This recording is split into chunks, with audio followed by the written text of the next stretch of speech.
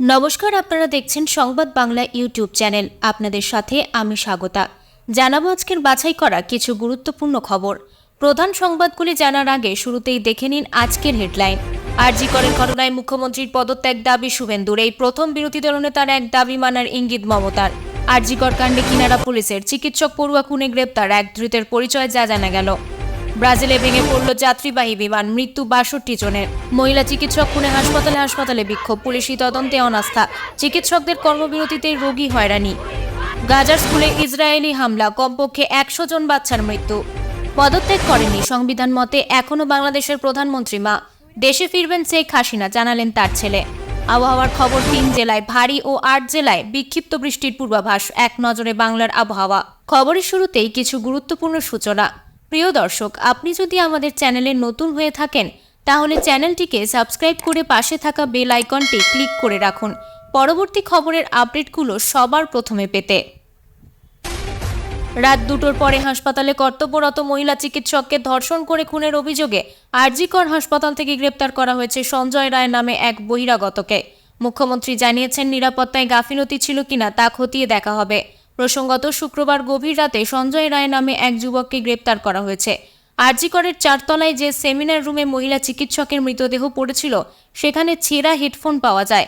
এছাড়াও ২ ও ৩ তলার মধ্যে থাকা করিডোরের সিসিটিভিতে রাত ২টোর পরে সঞ্জয় রায়কে দেখতে পাওয়া যায়। পরে পুলিশ আধিকারিকরা খোঁজ নিয়ে জানতে পারেন সঞ্জয় রায় রোগী ভর্তি করে থাকে, ফলে তিনি বহিরাগত হলেও হাসপাতালের পরিচিত মুখ। জিজ্ঞাসাবাদে সঞ্জয় রায় জানায় সে রাতে রোগীর কাছে গিয়েছিল, কিন্তু নির্দিষ্ট রোগীকে পুলিশ জিজ্ঞাসাবাদে জানতে পারে সঞ্জয় রায় ওই রাতে সেখানে যায়নি। এরপর বক্তব্যে অসঙ্গতির জেরে সঞ্জয় রায়কে গ্রেপ্তার করে লালবাজারে নিয়ে যাওয়া হয়। এদিন সকাল থেকে বিভিন্ন হাসপাতালে জুনিয়র চিকিৎসকরা কর্মবিরতি পালন করছেন। এ ব্যাপারে মুখ্যমন্ত্রী জানিয়েছেন তিনি চিকিৎসকদের দাবির সঙ্গে সহমত। শুক্রবার চিকিৎসকদের সব দাবি মানা হয়েছে বলে জানিয়েছেন তিনি, আর শনিবার চিকিৎসকদের করা দাবি মানার ইঙ্গিত করেন তিনি। মুখ্যমন্ত্রী জানিয়েছেন অভিযুক্তের বিচার করা হবে ফাস্ট ট্র্যাক কোর্টে। তিনি বিরোধী হলেও এই ঘটনায় ফাঁসির পক্ষে। তিনি আরও বলেন, সরকারের কিছুই লুকোনোর নেই, তাই যে কোনো সংস্থাকে দিয়ে এই ঘটনার তদন্ত করানো যেতে পারে। এক সাক্ষাৎকারে মুখ্যমন্ত্রী মমতা বন্দ্যোপাধ্যায় বলেছেন, এই মৃত্যু খুবই অমানবিক, নক্কারজনক, নৃশংস। তার মনে হচ্ছে নিজের পরিবারের কেউ হারিয়ে গিয়েছে। তিনি বলেন, যে কালপিট এই ঘটনা ঘটিয়েছে তার কোনো ক্ষমা নেই।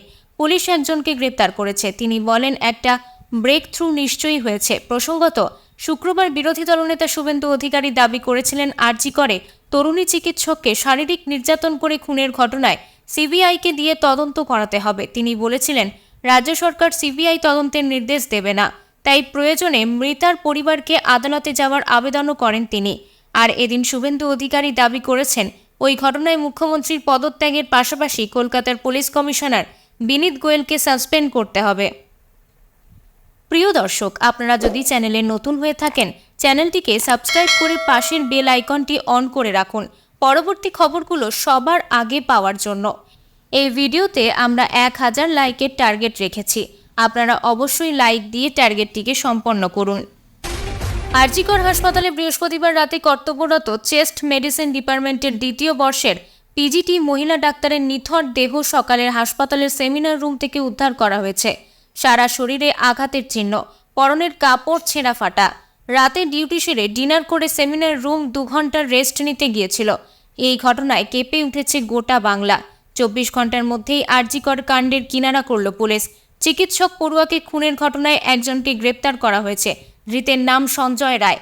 পুলিশ সূত্রে জানা গিয়েছে যে ধৃত সঞ্জয় রায় হাসপাতালের কোনো কর্মী নয়, বহিরাগত। অভিযুক্ত কলকাতা পুলিশের একজন সিভিক ভলেন্টিয়ার, কিন্তু বিভিন্ন কাজের জন্য নিয়মিত হাসপাতালের ভিতরে অবাধ যাতায়াত ছিল ধৃতের। জানা গেছে চেস্ট ডিপার্টমেন্টে থাকা একটি সিসিটিভি সূত্রে গ্রেপ্তার অভিযুক্ত। কিন্তু কী কারণে কেন সে ওই মহিলা চিকিৎসক পড়ুয়াকে খুন করল সেই কারণ এখনও স্পষ্ট নয়। খুনের মোটিভ জানতে ধৃতকে জিজ্ঞাসাবাদ করছে পুলিশ। জানা গেছে পুলিশের তরফে হাসপাতালের নাইট ডিউটিতে থাকা হাসপাতালের সমস্ত কর্মী ও নার্সদের তালিকা সংগ্রহের পাশাপাশি চেস্ট ডিপার্টমেন্টে আর কাদের কাদের আসা যাওয়া ছিল সেই তথ্য সংগ্রহ করা হয়। তখনই সন্দেহভাজন হিসেবে উঠে আসে সঞ্জয় রায়ের নাম। দেখা যায় হাসপাতালের কর্মী না হলেও তার নিয়মিত হাসপাতালে আসা যাওয়া রয়েছে। সেই সূত্র ধরেই তাকে দীর্ঘক্ষণ জিজ্ঞাসাবাদ করা হয়। জেরাতেই এই ঘটনার সঙ্গে তার জড়িত থাকার প্রমাণ মেলে। তারপরই মহিলা চিকিৎসক পড়ুয়াকে খুনের ঘটনায় জড়িত থাকার অভিযোগে সঞ্জয় রায়কে গ্রেপ্তার করে পুলিশ। রাতেই আরজিকর ঘটনার তদন্তে Kolkata police special investigation team গঠন করা হয়। ভারপ্রাপ্ত জয়েন্ট সিপি ক্রাইম মুরলীধর শর্মার নেতৃত্বে সিট গঠন হওয়ার পরই শুরু হয় তদন্ত। ময়না তদন্তের প্রাথমিক রিপোর্টে খুনের একাধিক ইঙ্গিতই মিলেছে। এছাড়াও ধর্ষণের সম্ভাবনার কথাও উল্লেখ করা হয়েছে। যে অবস্থায় ওই তরুণী চিকিৎসকের দেহ উদ্ধার হয় তাও ধর্ষণের ইঙ্গিত দেয়। অপরাধীদের দ্রুত শাস্তির আবেদন জানিয়েছে মৃত চিকিৎসকের সহপাঠী ও সহকর্মীরা। প্রিয় দর্শক, আপনারা কোন জেলা থেকে ভিডিওগুলো দেখছেন অবশ্যই কমেন্টের মাধ্যমে জানাবেন এবং চ্যানেলটিকে সাবস্ক্রাইব করে রাখবেন নিয়মিত খবর পাওয়ার জন্য। ব্রাজিলের সাও পাওলোর কাছে ভেঙে পড়ল যাত্রীবাহী বিমান। বিমানে থাকা ৬২ জনেরই মৃত্যু হয়েছে বলে জানা যাচ্ছে। রিজিওনাল টার্বোপ্রোপ বিমানটি ভেঙে পড়তেই দ্রুত ঘটনাস্থলে পৌঁছায় দমকল, তবে কোনো যাত্রীকে বাঁচানো সম্ভব হয়নি। সোশ্যাল মিডিয়ায় ভেঙে পড়া বিমানের যে ভিডিও দেখা যাচ্ছে তাতে নিশ্চিত হওয়া গিয়েছে এটি ফ্রাঙ্কো ইটালিয়ান বিমান প্রস্তুতকারক সংস্থা এটিআর এর প্লেন। নিয়ন্ত্রণ হারিয়ে এটি ভেঙে পড়ে গাছগাছালিতে ভরা এলাকায়। দুর্ঘটনাস্থলের কাছে কিছু বাড়িও রয়েছে। বিমানটি ভেঙে পড়তেই ধোঁয়ায় ভরে যায় এলাকা। ভিনহেদুর কাছে ভালিনহোসের কাছে বিমানটি ভেঙে পড়ে, কোনো যাত্রী রক্ষা পাননি। বিমানটি যেখানে ভেঙে পড়ে সেখানে একটি বাড়ির কিছুটা ক্ষতি হয়েছে, তবে ওই বাড়ির বাসিন্দাদের কারো কোনো আঘাত লাগেনি। ব্রাজিলের president Luiz Inacio Lula da Silva দুর্ঘটনার খবর সরকারিভাবে জানিয়েছেন। তিনি একটি অনুষ্ঠানে ছিলেন, সেখানেই দুর্ঘটনার খবর পেয়ে নিহতদের স্মৃতির প্রতি শ্রদ্ধা জানাতে সকলকে ১ মিনিট নীরবতা পালন করতে বলেন। প্রত্যক্ষদর্শীরা জানাচ্ছেন প্রায় ৭০,০০০ ফুট থেকে বিমানটি মাত্র ২ মিনিটে মাটিতে আছড়ে পড়ে। যান্ত্রিক ত্রুটিতেই দুর্ঘটনা বলে প্রাথমিকভাবে অনুমান। এয়ারলাইন ওয়েপাসের তরফে বলা হয়েছে পারানার কাসকাভেল থেকে বিমানটি রওনা দিয়েছিল, যাচ্ছিল সাও পালোর মূল আন্তর্জাতিক বিমানবন্দরে। সাও পালোর থেকে ৮০ কিলোমিটার উত্তর পশ্চিমে ভিনহেদায় বিমানটি ভেঙে পড়ে। বিমানটির PSVPB রেজিস্ট্রেশন করানো ছিল।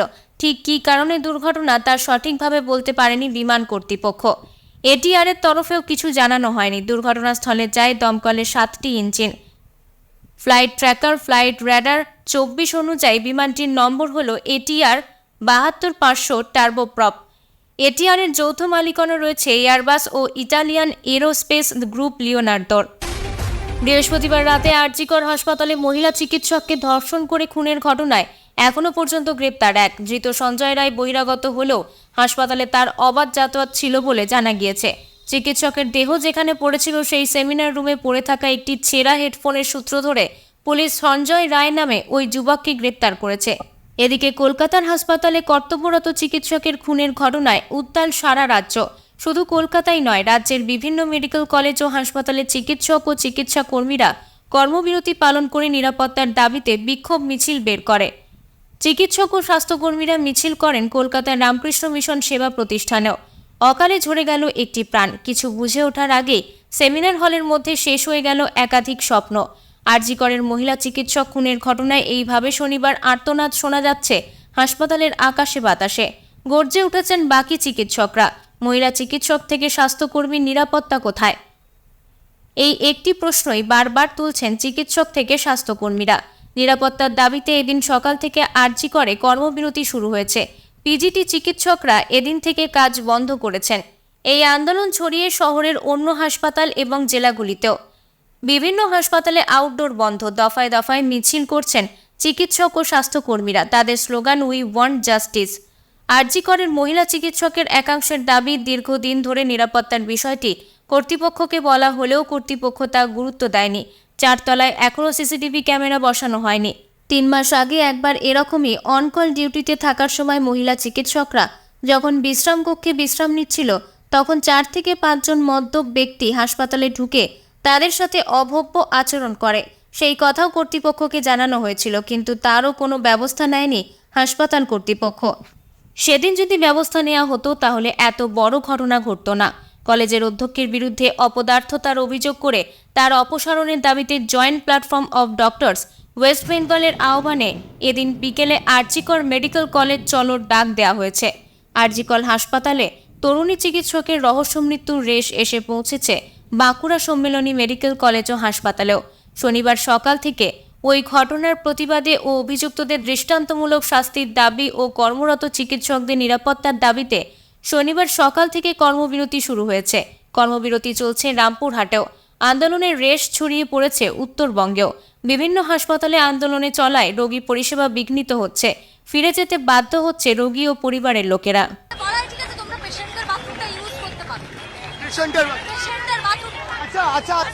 আমাদের জন্য কোনোভাবে সেফটি নয়। এখানে আমরা কি করে ডিউটি দেব 12 ঘন্টা?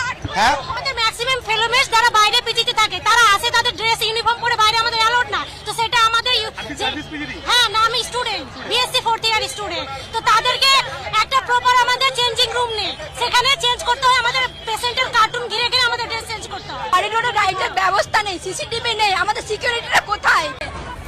ওই ঘটনার পরে ওখানে 24 ঘন্টার মধ্যে ওখানে নাইট ডিউটি করতে হয়েছে আমাদের একজন মেয়েকে। তারপরে যেটা বলা হয়েছে সে বাথরুম যাবে না, সে সারা রাত ফোন অফ করে বসে থাকবে। কেন আমাদের প্রতি কেন ফোন অফ করে বসে থাকবে কেন? তার সেফটির জন্য। এটা নাকি আমাদের সেফটি দেওয়া হচ্ছে। মোবাইল অফ করাটা সেফটি? মোবাইল অফ করে বাথরুম না করে, বাথরুম না করে একজন মানুষ কি করে সারা রাত বেঁচে থাকতে পারে?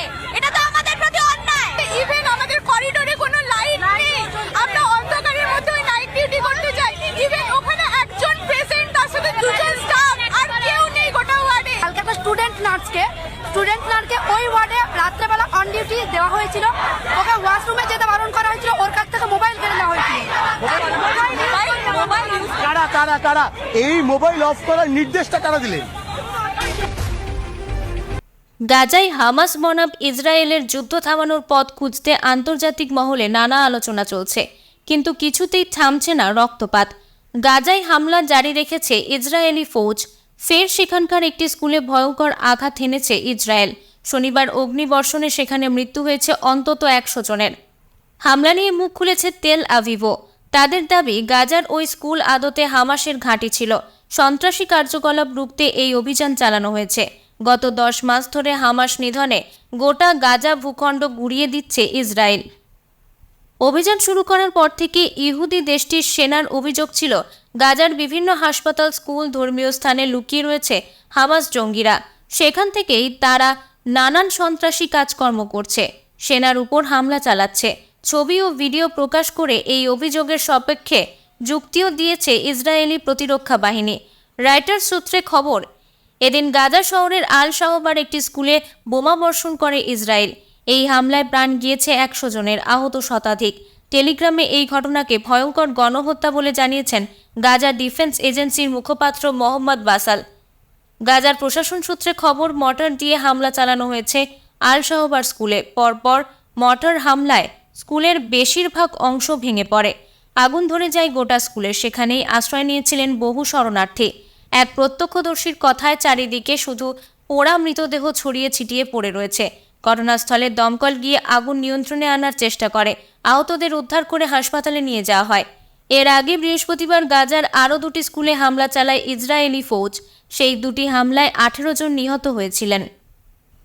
কেটে গিয়েছে 5 দিন। ব্যাপক গণ আন্দোলনের পর পদত্যাগ করে বাংলাদেশ ছেড়েছেন শেখ হাসিনা।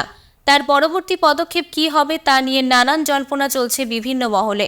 এই ঘটনা নিয়ে সংবাদ মাধ্যমের মুখ খুলেছেন হাসিনার পুত্র সাজিব ওয়াজেদ জয়। এবার বিস্ফোরক দাবি করে জয় দাবি করেন, হাসিনা দেশ ছেড়ে ভারতে যাওয়ার আগে প্রধানমন্ত্রীর পদ থেকে পদত্যাগ করেননি।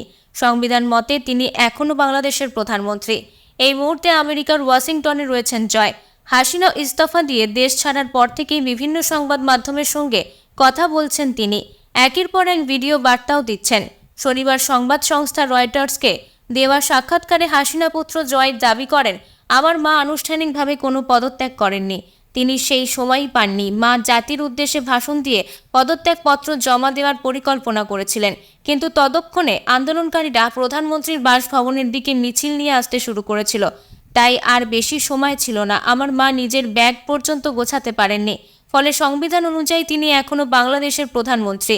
ফলে নোবেল জয়ী অর্থনীতিবিদ মোহাম্মদ ইউনূসের নেতৃত্বাধীন অন্তর্বর্তী সরকার অসাংবিধানিক বলেও দাবি করেছেন জয়। গত 5ই আগস্ট সোমবার দুপুরে হাসিনার পদত্যাগের কথা জানান বাংলাদেশের সেনাপ্রধান ওয়াকার উজ্জামান।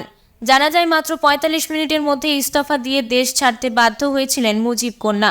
আর 5 দিন পর সেই পদত্যাগ নিয়েই মন্তব্য করলেন জয়। 8ই আগস্ট ইউনূসের নেতৃত্বে বাংলাদেশে গঠিত হয়েছে অন্তর্বর্তীকালীন সরকার। 15 উপদেষ্টার এই সরকারের অধীনে সাধারণ নির্বাচনের হওয়ার কথা। সেই নির্বাচনের সময়ই দেশে ফিরবেন বাংলাদেশের প্রাক্তন প্রধানমন্ত্রী হাসিনা, এমনটাই জানিয়েছেন জয়। এছাড়াও গতকাল জয় জানান, এই মুহূর্তে আমাদের দল এবং কর্মীরা সংকটে রয়েছেন। তাদের হিংসার হাত থেকে বাঁচাতে যা যা করার দরকার তা আমি করব। যদি রাজনীতিতে নামা প্রয়োজন পড়ে আমি পিছিয়ে আসব না। আমার রাজনীতিতে আসার তেমন কোনো ইচ্ছে নেই। আমেরিকাতেই পাকাপাকিভাবে থাকতে চেয়েছিলাম, কিন্তু বাংলাদেশের বর্তমান পরিস্থিতি আমাকে ভাবাচ্ছে। দেখে মনে হচ্ছে দেশের নেতৃত্বে শূন্যস্থান তৈরি হয়েছে। দলের স্বার্থে আমি সক্রিয় রাজনীতির জন্য পুরোপুরিভাবে প্রস্তুত। দল ও বাংলাদেশের জনগণকে বাঁচাতেই হবে, আমি সামনে এগিয়ে যাব। দল আওয়ামী লীগ ও বাংলাদেশের জনগণকে বাঁচাতেই এই সিদ্ধান্ত নিয়েছেন তিনি। শনিবার সকাল থেকে মেঘলা আকাশ। এদিন রাজ্যের মধ্যে মাত্র 3 জেলায় ভারী বৃষ্টির পূর্বাভাস দেওয়া হয়েছে। 9 জেলায় বজ্র বিদ্যুতের পূর্বাভাস দেওয়া হয়েছে। আবহাওয়া দপ্তর জানিয়েছে, এই মুহূর্তে দক্ষিণ ঝাড়খণ্ড এবং সংলগ্ন এলাকার ওপরে একটি ঘূর্ণাবর্ত অবস্থান করছে। অন্য একটি ঘূর্ণাবর্ত রয়েছে উত্তর পূর্ব অসমের ওপরে। এছাড়াও মৌসুমী অক্ষরেখা জামশেদপুর হয়ে দীঘার ওপর দিয়ে পূর্ব দক্ষিণ পূর্বে উত্তর পূর্ব বঙ্গোপসাগরের দিকে গিয়েছে। শনিবার সকালে উত্তরবঙ্গের আবহাওয়ার পূর্বাভাস অনুযায়ী এদিন সব কটি জেলাতেই হালকা থেকে মাঝারি বৃষ্টির পূর্বাভাস দেওয়া হয়েছে। শনিবার ভারী বৃষ্টির পূর্বাভাস দেওয়া হয়েছে জলপাইগুড়ি, আলিপুরদুয়ার ও কোচবিহারে। তবে রবিবার নাগাদ উত্তরবঙ্গে বৃষ্টি বৃদ্ধির পূর্বাভাস দেওয়া হয়েছে। বলা হয়েছে, রবিবার ভারী বৃষ্টি হতে পারে দার্জিলিং, জলপাইগুড়ি, কালিম্পং, আলিপুরদুয়ার এবং উত্তর দিনাজপুরে। শনিবার সকালে দক্ষিণবঙ্গের আবহাওয়ার পূর্বাভাস অনুযায়ী এদিন সবকটি জেলাতেই হালকা থেকে মাঝারি বৃষ্টির পূর্বাভাস দেওয়া হয়েছে। আপাতত শনিবার দক্ষিণবঙ্গের কোনো জেলাতেই ভারী বৃষ্টির পূর্বাভাস নেই। তবে বজ্রবিদ্যুতের পূর্বাভাস দেওয়া হয়েছে পূর্ব মেদিনীপুর, পশ্চিম মেদিনীপুর, ঝাড়গ্রাম, পুরুলিয়া, বাঁকুড়া, পূর্ব বর্ধমান, পশ্চিম বর্ধমান, বীরভূম ও মুর্শিদাবাদে। রবিবার ও সোমবার ভারী বৃষ্টি কিংবা বজ্র বিদ্যুৎ কোনো কিছুর পূর্বাভাস আপাতত নেই। তবে মঙ্গলবার নাগাদ ভারী বৃষ্টির পূর্বাভাস দেওয়া হয়েছে উত্তর 24 পরগনা, দক্ষিণ 24 পরগনা, পূর্ব মেদিনীপুর ও নদিয়ার কোথাও কোথাও। শনিবার আবহাওয়া দপ্তর জানিয়েছে, আগামী 24 ঘন্টায় কলকাতা ও আশেপাশের এলাকায় সাধারণভাবে মেঘলা আকাশ, হালকা থেকে মাঝারি বৃষ্টি কিংবা বজ্র বিদ্যুতের পূর্বাভাস রয়েছে। সর্বোচ্চ ও সর্বনিম্ন তাপমাত্রা থাকতে পারে 32 ও 27 ডিগ্রি সেলসিয়াসের আশেপাশে। এদিন কলকাতার সর্বনিম্ন তাপমাত্রা 28.2 ডিগ্রি সেলসিয়াস, যা স্বাভাবিকের থেকে 1.4 ডিগ্রি বেশি। শুক্রবার যা ছিল 27.2 ডিগ্রি সেলসিয়াস। আপেক্ষিক আর্দ্রতা সর্বোচ্চ 91%, সর্বনিম্ন 69%। গত 24 ঘন্টায় সামান্যই বৃষ্টি হয়েছে। আজকের মতো এখানেই শেষ করছি। এই ছিল আজকের প্রধান খবর। এতক্ষণ আপনারা দেখছিলেন সংবাদ বাংলা ইউটিউব চ্যানেল। আবারও দেখা হবে নতুন খবরের সাথে। ধন্যবাদ।